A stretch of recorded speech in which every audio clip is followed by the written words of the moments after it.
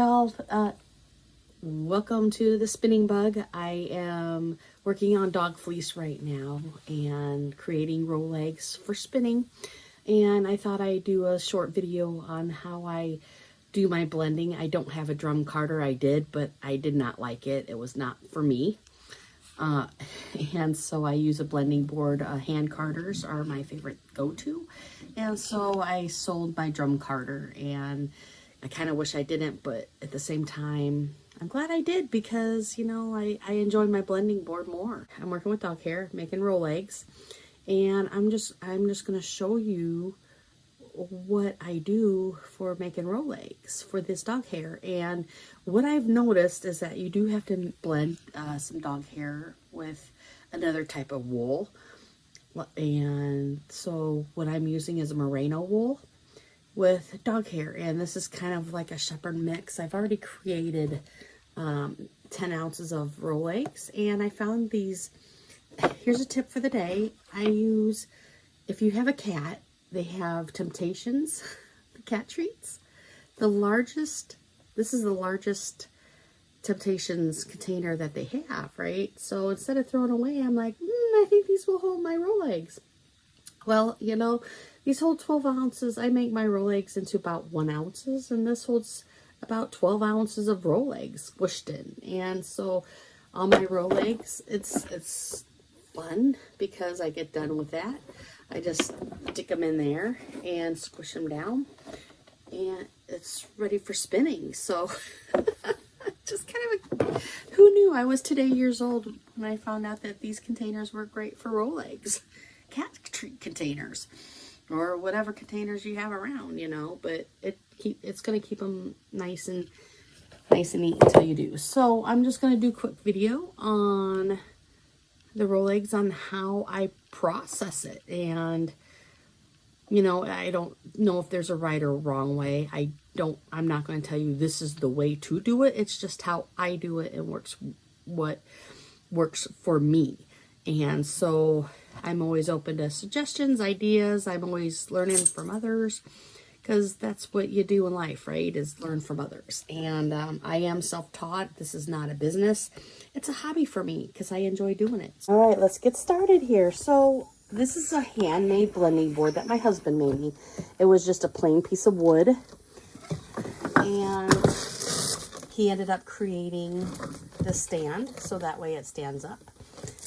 He glued it and screwed it, and it ended up taking a saw and making a handle for me. This is big enough. This blending board I bought off of Etsy, and I will post a link below of where I bought the blending board. And this is the dog hair, and I thought I did a video already of the blending of the dog hair, but I guess I did not. And so that's what I'm doing today, just showing the process of, you know, what I've been doing, and if it helps other people, and you know, to kind of play with dog hair, rabbit hair, other animal fur, you know, yeah, more power, more fun, right? And so I had to get rid of all the felted pieces, all the hard pieces that were felted down.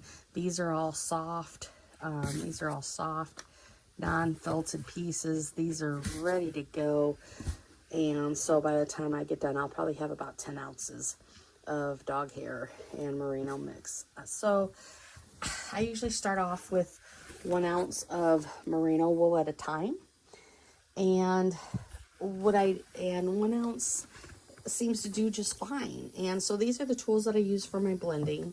I'm not fancy. I don't have any, you know, these are cheap.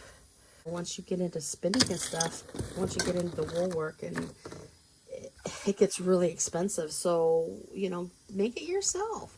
And another thing that you can do if you don't have the wood, just use a regular cutting board. The wooden cutting boards that are out there are sometimes bigger than the 12 by 12s. So this is about 12 inches wide and probably about 18 inches long. You know, somewhere around 18, 20 inches long, something along that. But it gave me a handing board just so I have somewhere to grip as I'm brushing down. And also what you need is basically dowel rods, 2 dowel rods. And you know, that's it. Just a couple dowel rods, and these are about half. I have to measure them. But I will measure the dowel rods, and so just 2 dowel rods to make the rolags. So that's all I use, and I'm going to show you the process. And there's already 1 layer of regular dog hair on here. So what I do is I will card the dog hair first. I will then put the dog hair on the blending board, and then I will do 1 layer of merino wool. Another thing that I do is I wear an apron. This was my dad's. You don't want dog hair on you. And so I already have a layer of dog hair on here. And so what I like to do is I like to alternate the wool. So like I will do a layer of dog hair, then I'll do a layer of merino. And when I do the layer of merino, I just lightly take it and make strips, you know, really, really, really super thin. And so it's not even a gram that I use on there, but I will make sure that it's all, I will make sure that it's on there. I won't do a very thick layer. I found that very thin layers of merino work out beautiful. And I make sure that it's all covered with all the tines. And I'll just paint.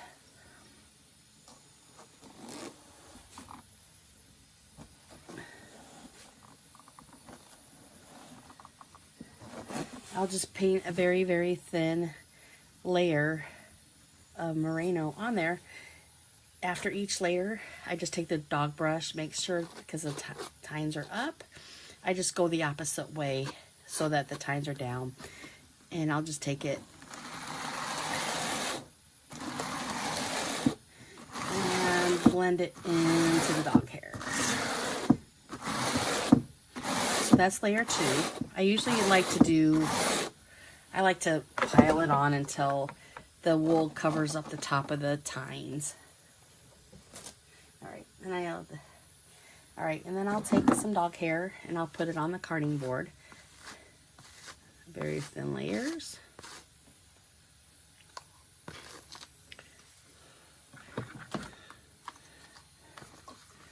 And then all you do is I just rock it back and forth. I don't brush it at all. This is why I like the curve. This is why I like the curved.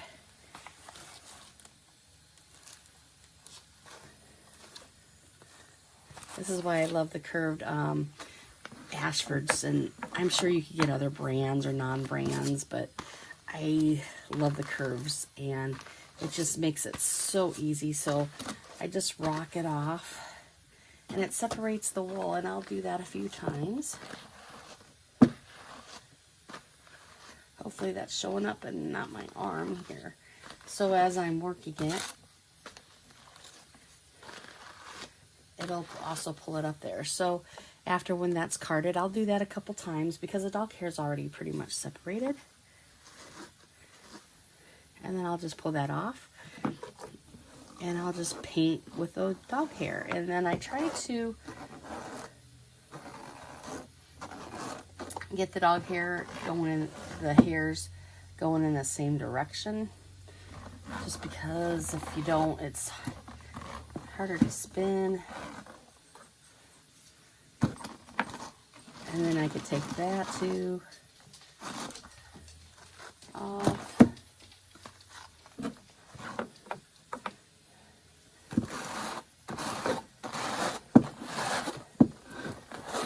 And it makes it really smooth. And then these clumps, I'll just take those clumps out. I don't like clumps. And if I need to take them out, put them somewhere else, I can. But I try to get the hair going all in the same direction. So I notice that it's harder to spin when you get to those pieces and they're not going the same, the hair's not going in the same direction. Kind of makes it harder. It's kind of like locks, and when you're spinning regular yarns, you always want the cut side going first because it just makes it a lot easier. So I always make sure the cut ends go first. But you see that there's a couple lumps like right here. And I don't like them. So I'll just take them out and do it again. Do the carder.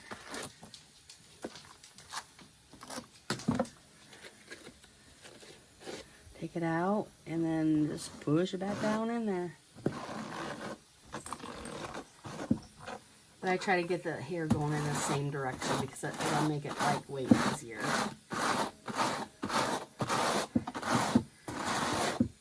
And if you have a drum carder and like drum carders, by all means use a drum carder. It's just, for me, I just prefer not to use it.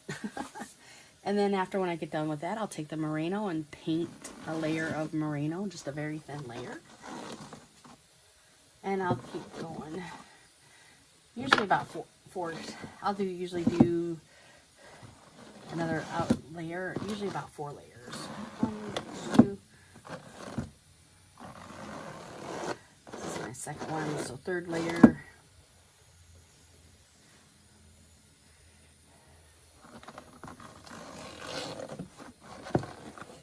You know, and of course when you're doing artsy blending, you could be very creative. That's how I created my camo yarn. Like, I did spots, greens, browns, tans, yellows. I just love my blending board because it created some pretty awesome camo yarn. So I had some different dyed alpaca yarn. And I did the camo of yellows, greens, white, brown, black. And what I did is I just put patches, like 1 layer of green, you know, my main color down as a green. And then the 2nd layer I did, you know, patches of white. The 3rd layer I did the tans, yellows, and browns. So you get very, very creative with the blending board. But for dog hair, I find that it works well. And I like it. Alright, and it's starting to get full. So you could tell when the blending board gets full that you're kind of done. But I could get another couple more layers on this. So again, I'll load up the card. And if I find any clumps, I don't want clumps because the clumps will come up in the spinning. Like these short pieces of guard hair, you don't want those. That's garbage. Very, very short pieces. You do not want to spin guard hair because that won't work. But like the fluffy cotton is what you want to go for. Start off with the tips. And I'm kind of left-handed, so spin it over a little bit at a time. That way the hair's going in the same direction. Put that down, and I'll be able to pull it up because it's already going in kind of in the same direction. And then just kind of paint it on for the layer. But I will fill it all up.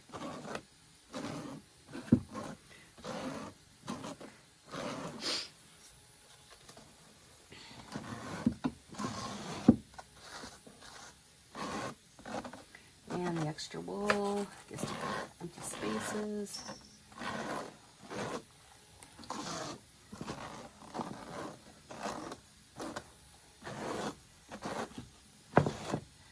But it looks like I got a little bit of alpaca in there somewhere, somehow.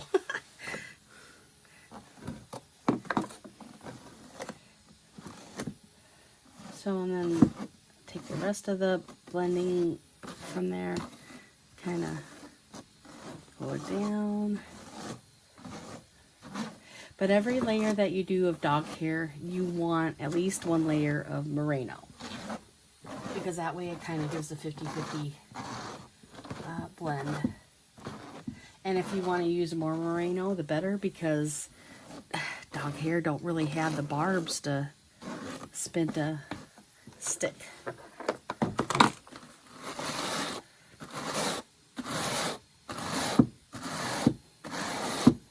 And if you want to use more merino or more of the wool, then do it. Because, I mean, as I said, is there really rules? I'm pretty sure there's guidelines somewhere, but I don't know what they are, and I haven't done research to tell you what's right or what's wrong. I don't know. All I know is I have fun doing this. And it's fun. Alright, then I have more of my merino. But I usually work about 1 ounce at a time. And 1 ounce will go quite a ways, so.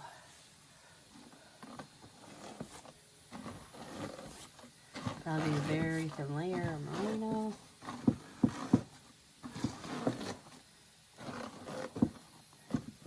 And I just lay my hands on top of it. I'm not like pushing my hands in there to hurt myself.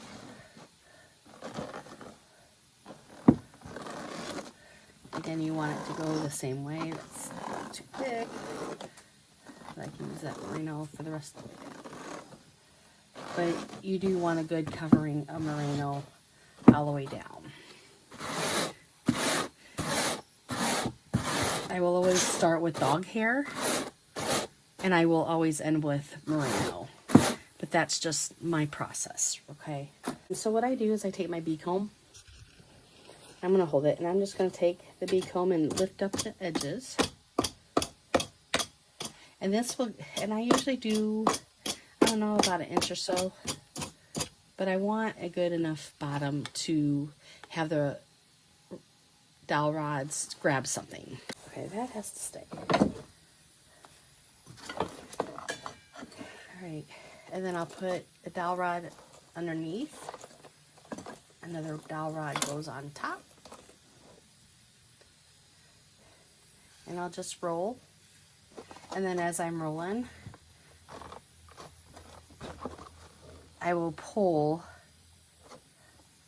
and roll, pull and roll.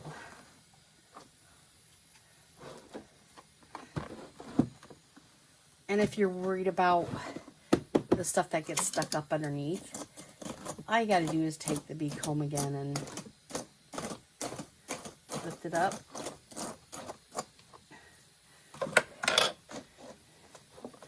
And then you just fold it over the dowel rod and roll it up as you go. If you're worried about it, I'm usually not.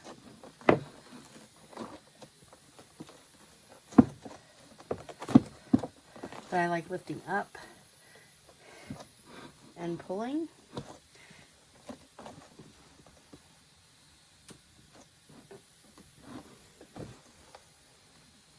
And it's kind of cool because you could see the blend as you go. You can see the merino mixing in with the dog hair. That's what makes it pretty. And as you spin it, and then I take it, just kind of smooth it out with my hands.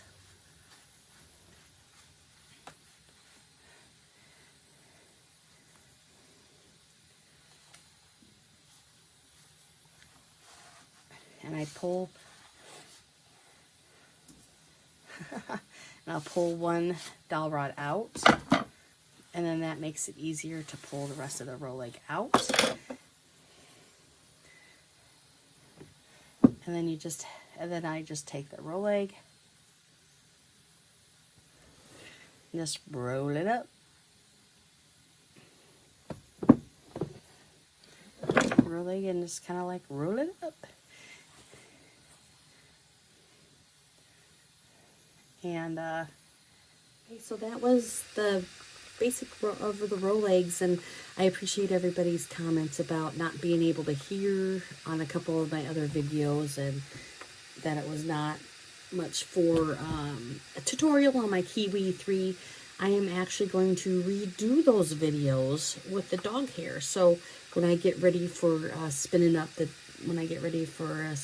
dog hair, I will definitely do a tutorial on how I set up my Kiwi, basic tutorial on it.